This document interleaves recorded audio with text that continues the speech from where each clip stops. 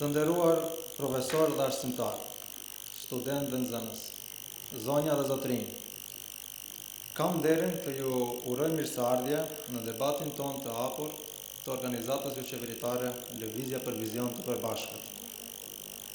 Më lejoni që në fillim me disa fjalë të bëj një përmbledhje rreth historiatit dhe misionit të organizatës son, si dhe të përgjigjem rreth pyetjeve të cilat shpesh parashtrohen në shoqërinë tonë. Lëvizja për Vizion të Përbashkët përbëhet prej anëtarë të cilët janë të gatshëm në çdo moment të përgjigjen çdo lloj sfide me ide kreative me qëllim që të inspirojnë rinin që të kyçen dhe të ngrejnë zërin e tyre në formimin e shtetit. Unë jam Blerim Ismaili, kothemelues dhe sekretari i organizatës. Momenti i vështirë në të cilën ndodhet rinia këtu, roli i organizatave, ai roli i humbur i organizatave qeveritare dhe zëri i tyre i pakët, si dhe ngritja e zërit të studentëve, nxënësve në formimin e shtetit, janë vetëm disa çështje që më bën të pajtohem në krijimin e këtij projekti. Pas diskutimeve të shumta dhe takimeve me qytetarë të thjeshtë, morëm përkrahje dhe arritëm që të formojmë një projekt, këtë ide ta formojmë si projekt që më vonë e emërtuam si Lëvizja për Vizion të Përbashkët. Sporti është argëtim, jo dhunë. Ishte pikërisht ky reagimi jon i parë si organizatë qeveritare që kishte të bëjë me incidente ndëretnike brenda fushës sportive. Sporti e dim gjithë që ka për detyrë të bashkojë popujt, të promovojë vlerat, si dhe të mirënjohë ato vlera. Kurse aktiviteti jon i parë pikërisht ishte të bëjë me një ndeshje sportive ku me antarë të nacionaliteteve të ndryshme organizuam një ndeshje futbollistike me qëllim që të promovohen këto vlera të mirëfillta evropiane. Jemi të vetëdijshëm që betejat apo sfidat në nënqellin tonë ballkanik janë të shumta dhe pengesat, sidomos në fillim, janë po aq të vështira. Por pikërisht këtu qëndron ai inspirimi jon për ku marrim ide dhe të cilët i aplikojmë pastaj në jetën e përditshme. Ishim dëshmitar të bllokimit të kufirit mes Kosovës dhe Maqedonisë dhe ne si organizatë qeveritare kishim për obligim dhe detyrë të mos qëndrojmë këmbë kryq, por më vonë të bëhemi lojtar kyç në zgjidhjen e problemit. Përmes motos hapni kufirin, hiqni masat, ne organizuam një tubim ku mblodhëm me antarët tonë dhe shprehëm atë indinjatën tonë të thellë mbi vendimet e qeverive të Republikës së Kosovës dhe Maqedonisë. Së bashku me 200 antarë tanë, në kontrollimin e rrep policor, u nisëm drejt pikës kufitare në Blac, ku realizuam takime me qytetarë të revoltuar, si dhe takim oficial zyrtar, domethënë me kryetaren e asociacionit të transportuesve, zonja Biljana Muratovska, me të cilëm arritëm marrëveshje që kufiri të hapet një orë dhe të mbyllet një orë tjetër. Hapa të vogla, por të sigurt, është një prej motove që përdorim brenda organizatës sonë. Është një moto me domethënie të madhe, sepse ne jemi një organizatë e re, e sapo formuar, por vizioni ynë dhe qëllimi ynë është i pastër dhe i qartë. Për fat të keq në shoqërinë tonë ndodhin shumë incidente ndëretnike. Nëse ky problem nuk zgjidhet dhe nuk detektohet me kohë, atëherë mund të bëhet problem për të cilin zgjidhja vështirëse mund të arrihet. Vargjet më të bukura, që ndoshta brenda për brenda është zgjidhja e këtij problemi, thonë kështu: zgjedhë lirinë para okupimit, zgjedhë paqen para luftës, zgjedhë shëndetin para sëmundjes, zgjedhë respektin para urrëties. Largoju dhunës, shpëto dikë që të shpëton dikush. Situata e dhunës nuk më përfaqëson mua. Andaj kjo ardhmje nuk më takon mua. Promovo mesazhin e paqes dhe jo të urrëties. Askush nga ne nuk është fajtor sepse i përkasim një kombi apo fesë tjetër.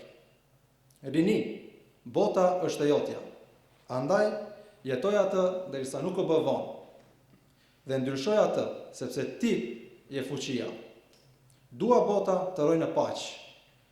Dua njerëzit të qetë, të lumtur dhe të gjithë të njëjtë. Me dashuri të shuhem urrëtien për hir të jetës, të mos mbillim vdekjen, por armët i zaventësoj me lule. S'duam që gjaku të derdhet rrugëve. Pikërisht në këto fjalë të inspiruar për kësaj poezie, mesazhi i radhës ishte mbroj dikë që të mbron dikush. I shkruar në përfletushka, i shpërndan në shkollat të mesme, Maqedonas të shqiptare, ku arritëm të prekim në mesin e të rinjve dhe të sjellim një frymë pro-evropiane. Me këtë iniciativë u prekën më se 10 shkolla shqiptare dhe maqedonase dhe u shpërndan mbi 5000 fletushka. Aktivitetet e tona nuk ndërprejnë këtu, por e kundërta, vazhduan më tutje me anë të komunikatave, reagimeve, siç ishin reagimi për rastin e protestave të studentëve në Prishtinë, ndaj tifozërisë, sjelljes të grupeve të tifozëve e tjerë. Por ne, si organizatë jo qeveritare, nuk e haruam as familjen e haruar të shembullit tipik dhe patriotizmin e pashoq të Muhamet Jashari, i cili dëshmoi se vërtet jeta vlen të jetohet nëse respektojmë vlerat dhe bashkëkrijojmë vlera pro-evropiane. Përmes këtij takimi me bacin Xhevahir Jashari, me të cilin biseduam që ky heroizëm i Muhamedit të mos heshtet, pastaj kërkuam edhe takim zyrtar me përfaqësuesit e shkollës si dhe të komunës së Karposhit, por gjithçka që fituam është një heshtje. Si dhe në fund, vlen të theksohet se ne si organizatë jo qeveritare, përmes të këtij intervali kohor, kemi aplikuar deri tek institucionet dhe fondacionet e ndryshme me gjithsej 4 projekte. Por, për shkak të intervalit të shkurtër kohor prej formimit tanë, të njëjtat projekte janë refuzuar.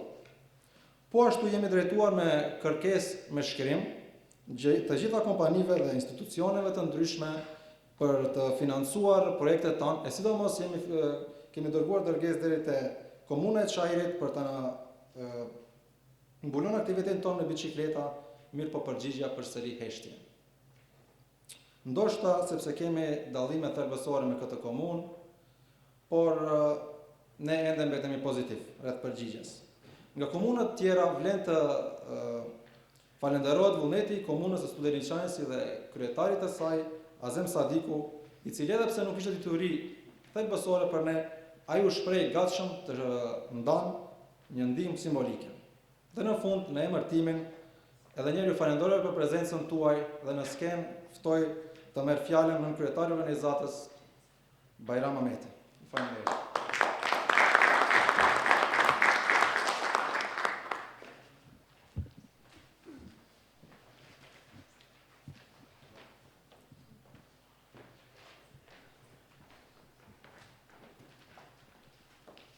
Faleminderit Blerim. Të nderuar vëllezër dhe motra, të nderuar profesor universitar, të nderuar të pranishëm. Më lejoni që në emrin tim personal, që si nën kryetari i lëvizjes dhe të anëtarëve tjerë të lëvizjes për vizion të përbashkët, ju përshëndes nga thellësia e zemrës për prezencën tuaj në këtë eveniment madhështor. Për ne si OJQ, kjo është evenimenti i parë i më serios që kemi përgatitur që nga themelimi i jonë në maj vitit kaluar. Shumë qytetarë me të cilët kemi biseduar na kanë pyetur se si po i realizojmë çaqjet, synimet, qëllimet dhe strategjitë tona me ndihmën e kujt.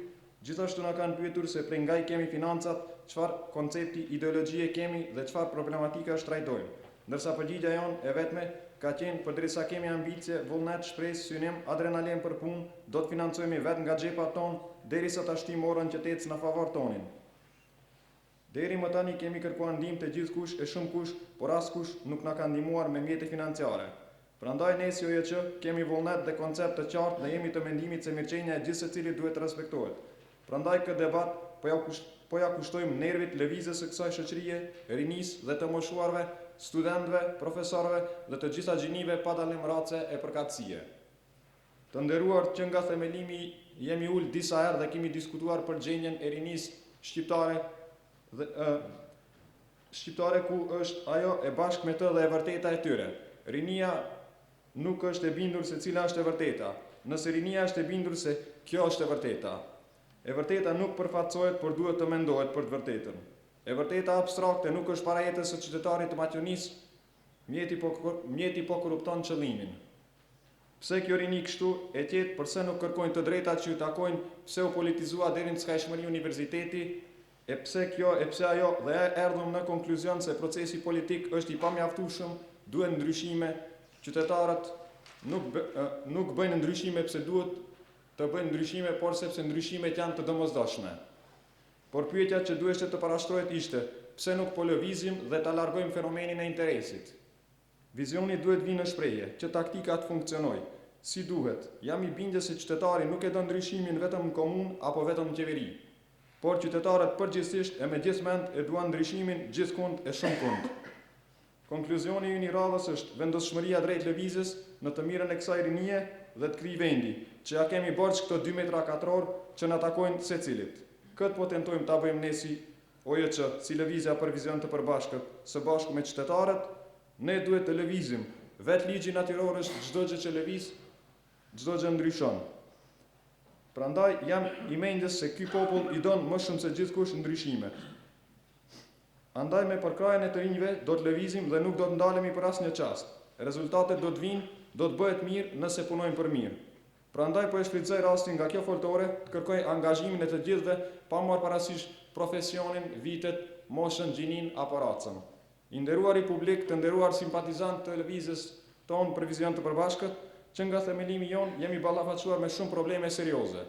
Ku njëra prej tyre ishte dhe një llosje e skajshme, të cilat i bën disa organizata jo qeveritare këtij sektori civil, që e lanë hijen e tyre të errat mbi këtë popull, të cilët pasi morën vullnetin dhe besimin e qytetarëve, pasi morën më të mirën, më hinjorën nga populli, sovranitetin e qytetarëve, u shkrinë në parti politike për interesa individuale.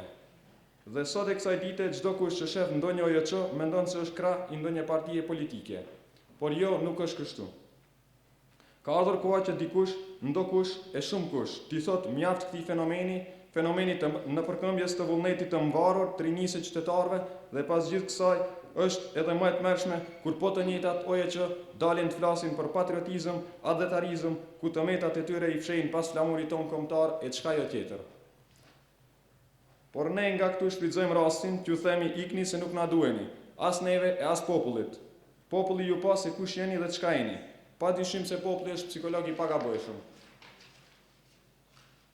Ndokush nga ju mund të pyesë se ku janë zyrat e kësaj organizate. Si të marrim zyrat të nderuar që jemi shkolluar, edukuar, emancipuar dhe askund nuk punojmë për arsye se hienat e mëdha politike i kanë zënë edhe ato vende pune, dikush nga 3 e dikush nga 4 e shumë kush nga asni e gjithë kush për ekzistencën e vet lufton kush si mundet.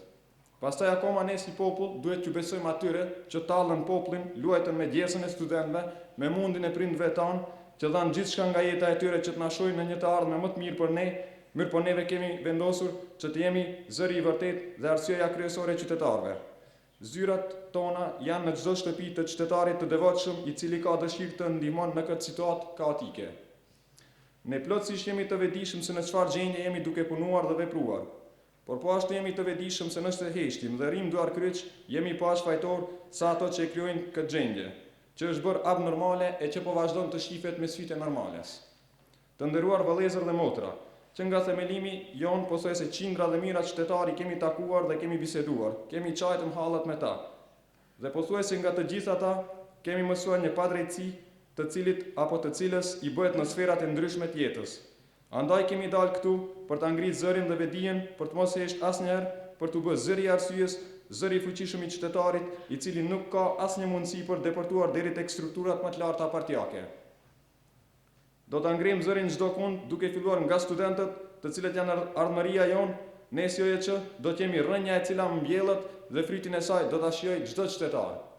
Ne po ashtu e dimë dhe po ballafaqohemi me shumë pengesa të ndryshme, kemi një bllokat totale mediatike, sidomos nga mediat shqipe, të cilat çdo herë theksojnë se mungon zëri i sektorit civil. Po nga ana tjetër nuk kanë publikuar asnjë aktivitet tonin. Por puna jon nuk është që tregojmë se si ta rregullojnë politikën e tyre redaktuese. E jona është dhe do të mbetet që të jemi sa më afër qytetarit të diskriminuar e sa më afër qytetarit të maltretuar.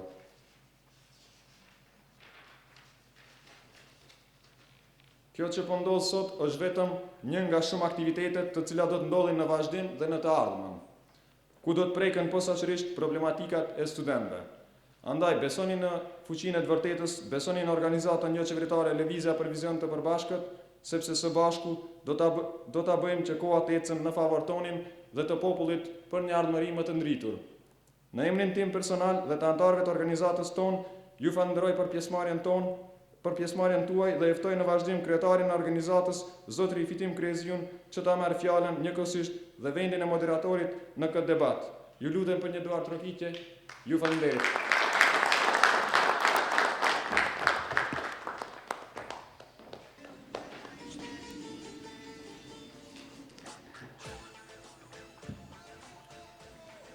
Të nderuar vëllezër dhe motra, të nderuar pjesëmarrës, të nderuar panelist, ju falenderit shumë në emër të gjithë anëtarëve të organizatës Lëvizja për Vizion të Përbashkët që keni përkrahur këtë iniciativë, këtë debat për të ardhur dhe për të thënë para rinisë shqiptare gjithë ajo që duhet të thuhet.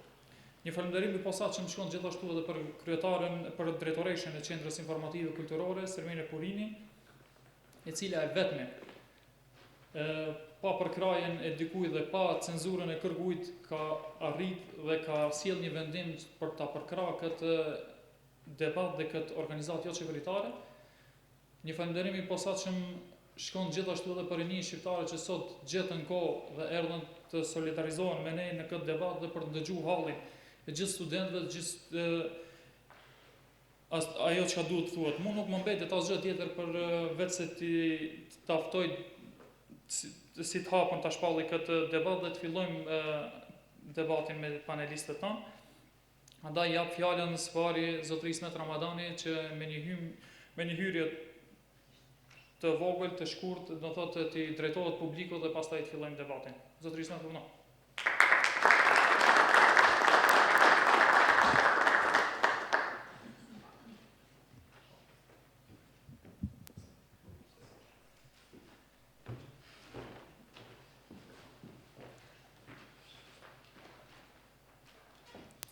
Njërë faleminderit për fjalën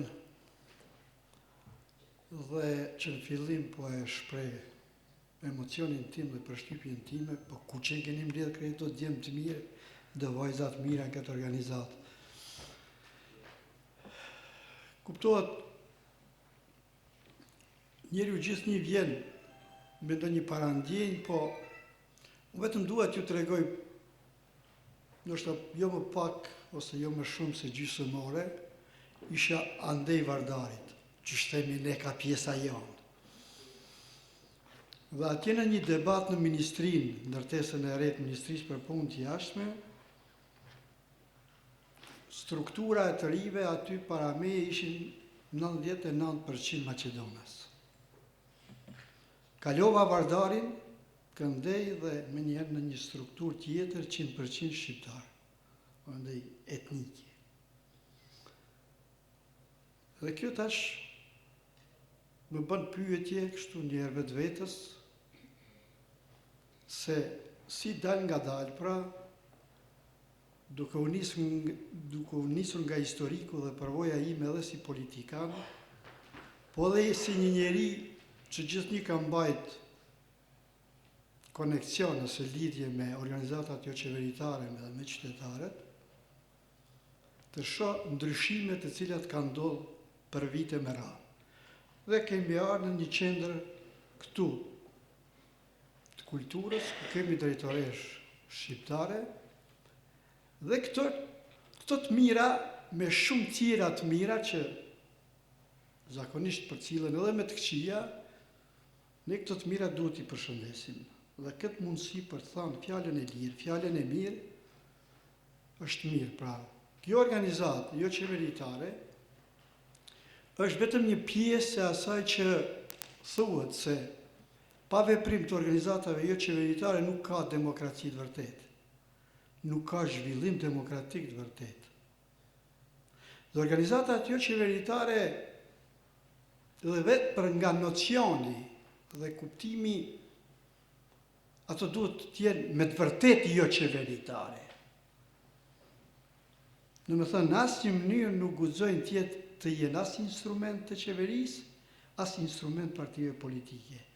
Në momentin që kvalifikohen si organizata jo qeveritare, pro-qeveritare, ose pro-partijake, atëre humbin kuptimin e veprimit.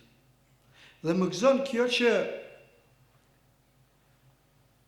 veprimi juaj, më shumë se një vit në duket nuk keni nga formimi, shifet se njerë mbani një kurs i cili i përket një organizate jo qeveritare dhe shpresoj se duhet të mbani.